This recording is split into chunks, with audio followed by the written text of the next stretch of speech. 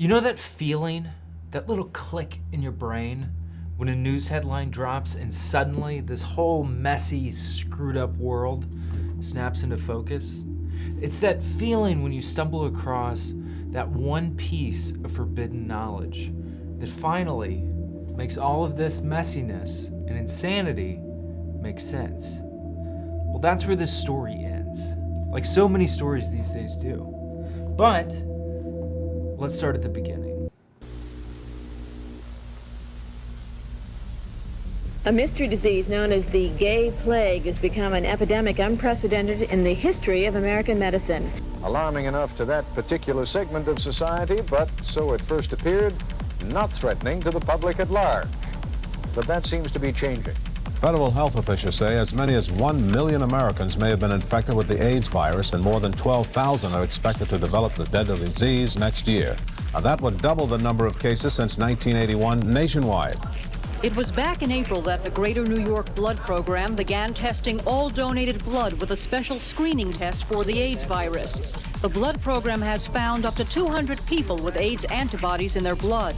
While this blood has been kept from the blood supply, these donors have not yet been notified.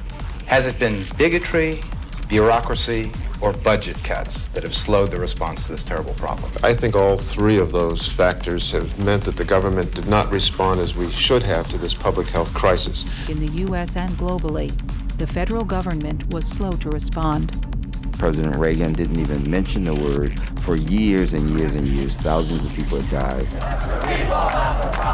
A Soviet military publication claims the virus that causes AIDS leaked from a U.S. Army laboratory conducting experiments in biological warfare.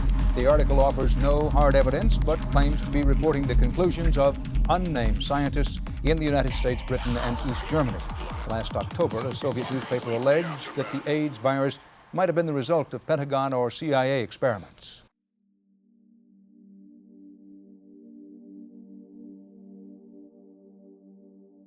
It's the early 80s at Fort Detrick, Maryland, and behind chain-linked fences and armed guards, the US government is running experiments. Biodefense, they call it. On paper, their job is noble. Discover cures for diseases in the name of national defense. But Fort Detrick isn't just any research facility. It's a sprawling campus of labs with black budgets that don't like sunlight. It has compartmentalized programs with one real mandate: make weapons. Now, officially, these operations supposedly stopped in the early 70s, when the US publicly shut down its bioweapons research. And there were good reasons for that. By the 1970s, America had racked up a horrifying track record with biological and chemical warfare experiments, like the Tuskegee experiments, where they infected Black Americans with syphilis and watched them suffer for decades in the name of science. Or Agent Orange, which devastated the Vietnamese and wreaked havoc on American soldiers. And the list goes on. So publicly, at least, the US wanted out of the biowarfare business. But here's the thing. It's the early 80s now. The Cold War is the ominous, ever-present drumbeat in the background. And deep down, the assignment at Fort Detrick never really changed. Find a way to take out the enemy without firing a shot. And when nuclear war, nuclear destruction of the planet is on the table, how can you not pursue that? And the holy grail in this endeavor is a virus that spreads quietly and slowly. Something that doesn't announce itself with explosions or body counts. Something patient. And imagine a virus that slides into your cells, rewrites the rules of your biology, and lets the ordinary infections do the killing. A virus that quietly erases the human immune system. A virus, a weapon, where time becomes the weapon. That's the dream. That is the nightmare they were chasing at Fort Detrick, Maryland. But here's the problem with designing bioweapons in a lab. Petri dishes can only tell you so much. Eventually, you need field data. You need real-world results. And you can't collect that kind of data in the US, at least not anymore, by the early 80s. The memory of Tuskegee and Agent Orange and all of those other chemical and biological weapons programs are too fresh in the minds of Americans and too fresh in the minds of scientists working in the program. So, the machine wakes up. The familiar foreign aid logistics machine. Funding gets quietly routed through bland foundations with patriotic sounding names. Public health partnerships suddenly stop popping up overseas, and human trials begin, hidden under the guise of humanitarian work. And the trick is simple. Pick places where clinics are already overwhelmed and reporting is slow. Central Africa happens to check all the boxes. It has big distances, thin infrastructure, and lots of movement through a few major hubs. And a handful of vials leave Fort Detrick, diplomatic pouches logged innocuously as reagents. A few calculated exposures here and there seed the network, and after that, regular life does the rest. Family, work, sex, travel, life, it finds a way. And nothing looks unusual at first, but that's exactly how this bioweapon was designed. Remember, time is the enemy. But then, back home, something strange happens, something unexpected. Weird clusters start hitting charts in cities with actual specialists. New York, San Francisco, and Los Angeles. Young men, healthy young men, are dying from pneumonias and rare cancers that shouldn't be killing them. And doctors are baffled. The CDC scrambles for answers, and the public-facing explanation forms quickly. Emerging disease, unknown origin. We're investigating a natural origin. Phrasing that sounds responsible. Phrasing that buys time for the US to manage the disaster they've unleashed. And then Haiti lights up. Then Europe, Paris, and London. And Central Africa has been smoldering in the background the whole time. This isn't a regional problem anymore. It's global. And the program has unleashed chaos on the world stage. And the virus finally has a name, HIV/AIDS.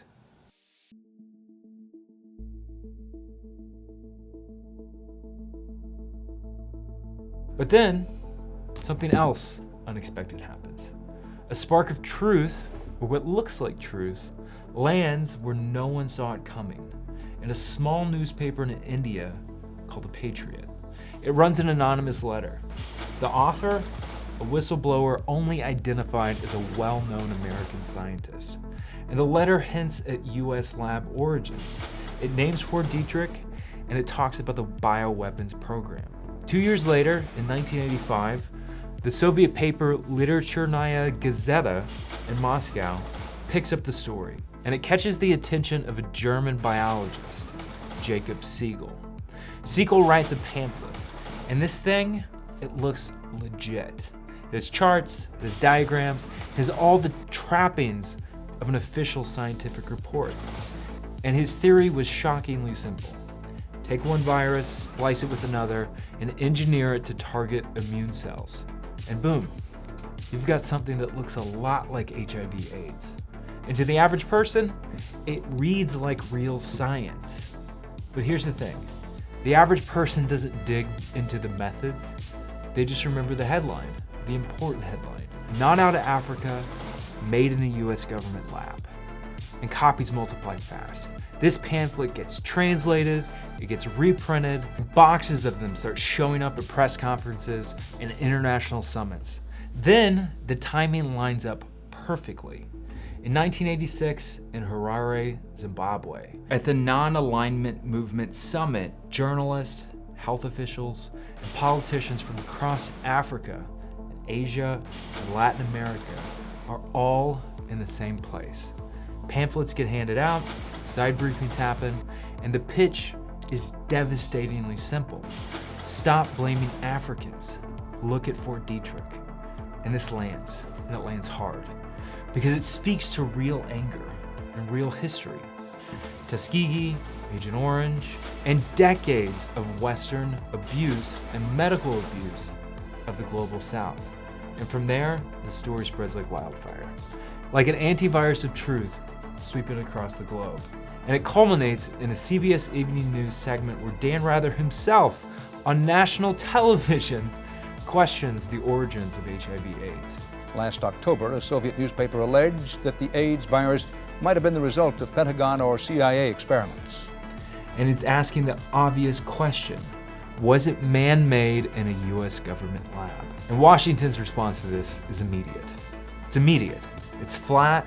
It's deny, dismiss, and move on. After all, if you label every skeptic and anyone asking questions or digging their nose into all of this a conspiracy theorist, you don't have to actually answer their questions. But by now, the virus is outpacing the script. It's moving through communities that were never supposed to be targets. But that's how bioweapons work. Unlike nukes, they don't know borders, and they don't care about your plan. And at this point, it's spiraling out of control. And the US can't control the virus or the narrative. And by the late 80s, you don't even have to push the story anymore. Repetition does the work. TV panels, op-eds, union halls, student forums, everyone is repeating the same beats. Fort Detrick, the Indian Letter, the Soviet reprint, the Segal Pamphlet, Harare, Zimbabwe. And it starts to feel less like a claim and more like forbidden knowledge that finally found the light.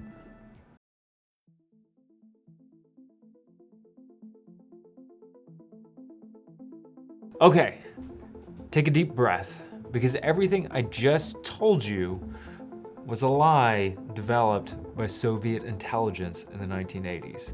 And more precisely, it was a weaponized lie. Soviet intelligence engineered the entire thing to spread like a mind virus across the global south and the west. And they called it Operation Denver, also known as Operation Infection. And this isn't speculation. In 1992, a senior Russian intelligence official publicly admitted the whole thing was fabricated. But traces of this reversal appeared even earlier. In November of 1987, the New York Times ran a piece titled, "Soviet Disavows Charges That the US Created AIDS." It reported that two prominent Soviet scientists had publicly distanced the Soviet Academy of Sciences from false accusations by publishing a statement in a Soviet-run publication called Investia that rejected the idea that AIDS was made in a US lab. But here's the kicker. All of this is still working, even after the 1992 confession. The lie never died. Nearly a decade after the 1992 admission that this was all a disinformation campaign, a 2005 study found that 27% of Black Americans believed that AIDS was produced by the government in a lab. By 2014, more than 2 decades after Russia admitted the truth, 12% of Americans still believed the CIA deliberately infected people with HIV.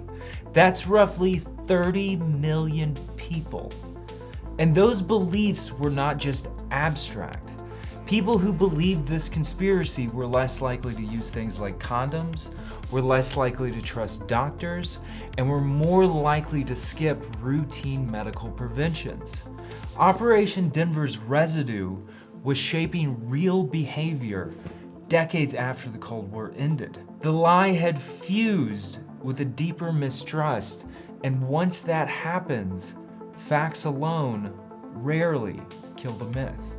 And Kanye West has even repeated this lie on several occasions, because of course he has. And just to show you how popular this disinformation campaign was in the 80s and 90s, the director Spike Lee even told Rolling Stone that he believed that the US government made AIDS in a lab. And this was in 1992, the same year as the confession that this was a disinformation campaign. And the confession couldn't kill this, because the story was never really about facts.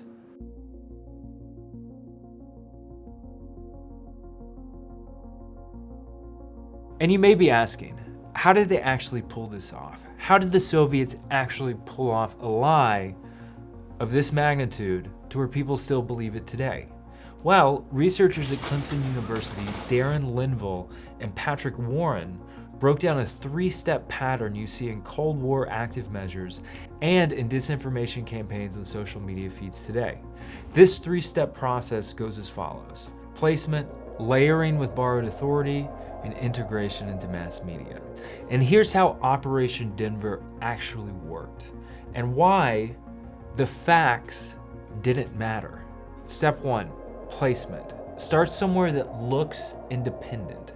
Make it seem organic and not state-sponsored. In July 1983, a small Indian paper called The Patriot runs an anonymous letter from a well-known American scientist claiming that AIDS was made by the US government at Fort Detrick. That was the seed. That was the initial placement of this lie. And now the Soviets have a footnote. They get to say, we're not saying it, an Indian paper reported it, and we're just repeating it. And what they had to do next was authority theater. Step 2, layering with borrowed authority. Now what you do with this lie is you add credibility. You dress it up. You make it look scientific. In October 1985, Literature Nyaya Gazeta, a major Soviet paper, discovers this Indian letter and runs a big story. Then Jacob Segal, a retired biologist in East Berlin, publishes a pamphlet with charts and diagrams and genetic theories, and it looks like a peer-reviewed study.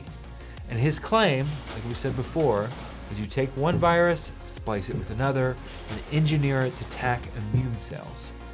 And you got HIV. To the average person, it reads like real science, but it's not. It's authority theater. Because here's the actual biology. HIV is zoonotic. It jumped from primates to humans through natural spillover in Central Africa.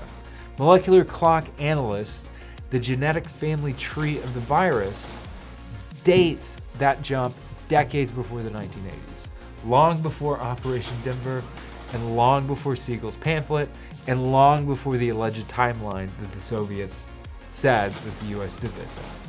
And the science points to nature, not a lab. But the Segal pamphlet had charts, and it had confident jargon. And most people don't have the time nor the qualifications to dig into viral phylogenics. They just see the lab coat and they assume it's legit. And behind the scenes, East German intelligence, the Stasi, is working overtime. In 1986, they formally logged the operation as Action Denver. They print thousands of copies of Segal's pamphlet, and they translate it into 12 languages. And they distribute it at conferences, through diplomatic channels, and through activist networks. And if the KGB were the architects of this mind virus, the Stasis were the construction crew. The lie now has a scientist's name on it, it has a distribution network, and a global audience. The facts, they don't stand a chance. Which leads us to step 3, integration. Now that your lie is dressed up with fake science and all the authority theater that it needs, you push it where it hurts the most, where people are already really angry and already feel betrayed. In 1986, in Harare, Zimbabwe, at the Non-Aligned Movement Summit, brings together journalists, health officials, and politicians from Africa, Asia, and Latin America. Pamphlets get handed out, briefings happen, and the pitch is simple. Stop blaming Africa, look at the US government and Fort Detrick. And the lie is pointing to institutions that have lied and exploited and extracted for generations. When you've been burnt as many times as these people have, why wouldn't you believe it? And from there, it spreads on its own. By 1987, the story is global. And it has jumped to the West. Like we talked about earlier, Dan Rather covered it on CBS Evening News. Last October, a Soviet newspaper alleged that the AIDS virus might have been the result of Pentagon or CIA experiments. And here is the brutal irony to all of this. Even debunking lies repeats them.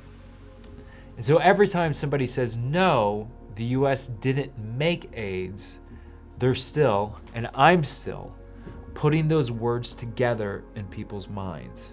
And by 1992, when a Russian intelligence official finally admits the whole thing was fabricated, the myth already had a life of its own. It doesn't need the Soviets anymore. It's a self-sustaining mind virus. Because by then, it's not just a claim, it's folklore. It's passed down in communities, repeated in conversations, and embedded into the collective community. The confession did not kill it, because the story was never really about the facts. It was about what people were already primed to believe.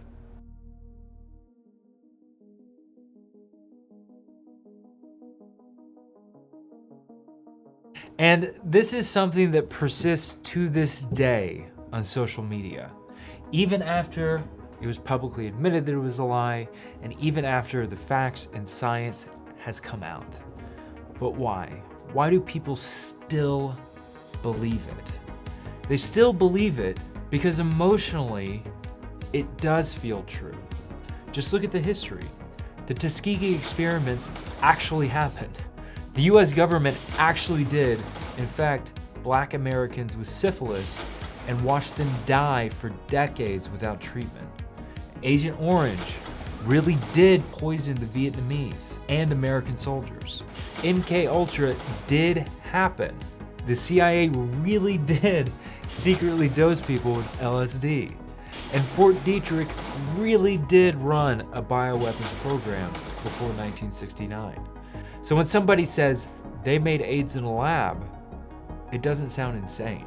It sounds like another thing that they just did. The lie works because it's wrapped around a core of real trauma and real betrayal and real institutional mistrust and violence.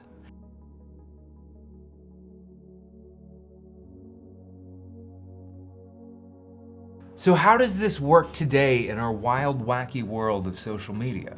Well, it's the exact same three-step process: placement, layering with borrowed authority, and integration into mass media. And you can watch this happen in real time. And I'll give you an example. In this same paper by Clemson researchers Darren Linville and Patrick Warren, they documented a modern version of the same playbook. They documented 2 different disinformation campaigns in 2023. The first one started as a woman claimed that Ukraine's first lady spent over $1 million at Cartier in New York.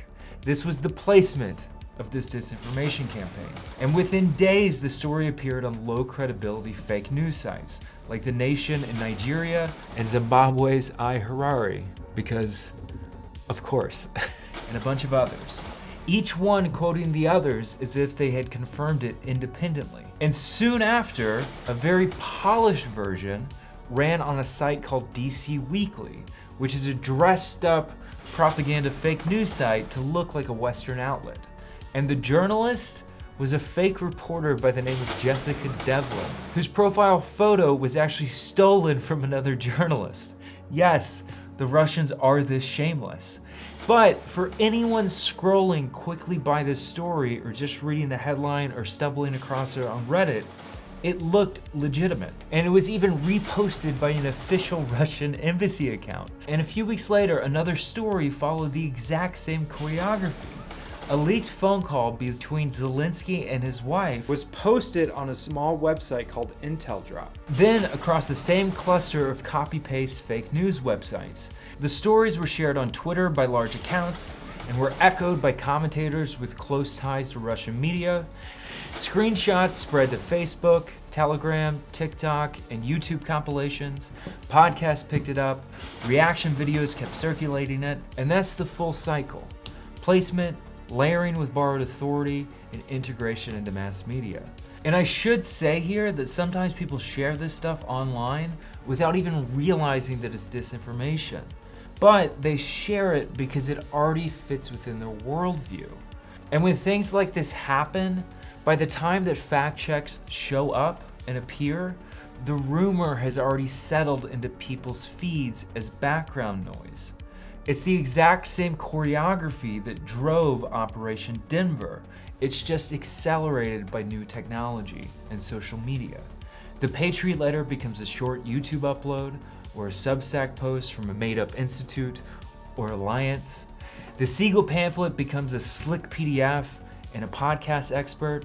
The handouts in Harare, Zimbabwe become algorithmically tuned TikToks targeted at specific audiences. The machinery is just faster now, but the choreography of these disinformation campaigns has never changed. But let's just be so for real here for a second. Part of the reason why these disinformation campaigns work, and part of the reason why we want to believe them, is because the world is a spy movie where the US is making diseases in a lab and unleashing them on the world is kind of appealing. Secret labs, all-powerful shadowy governments controlling everything. It's exciting. And it's not just exciting, it's weirdly comforting. Because if there's a villain pulling the strings, at least someone's in charge. At least there's a plan. What's the alternative? Diseases just emerge from random mutations? That chaos is just chaos? That suffering doesn't have a mastermind behind it? It just happens? That's a lot harder to accept. It's because of this that conspiracy theories give us control, even if it's just an illusion. And with that said, the next time you feel that click I mentioned in the beginning of this video, that moment where it all suddenly makes sense and this whole world just snaps into focus, some bad actor out there might be counting on that feeling. They may be counting on hijacking what feels emotionally true to you. But truth, much like the universe and the world we live in, is messy. It doesn't always fit into a neat story of good versus evil. But it's worth the effort to find it.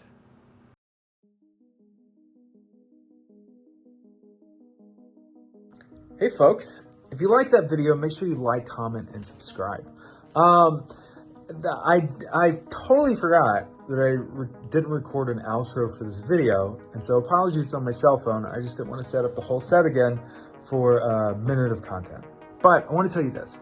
This video took about 2 months to make, and there was a lot of research, along with like the video production, all that kind of stuff. There's a lot of research that went into this. I used about 50 sources that were like academic papers, articles, government documents. There's just a lot of stuff that I used to tell the story. And if you want to go check those out and read them for yourself, I'm going to have all of that in bibliography on my Substack. You can check the link in the description. And while you're over there, if you want to throw me $5 a month to help support this type of content, because I would love to make more of it, that'd be fantastic. You don't have to, but that'd be cool. And I just want to say this. Thank you guys so much if you made it this far and watching this video and watching something I made. It means a lot to me. And I love you guys. Be well. Have a good night, morning, day, whatever. Bye.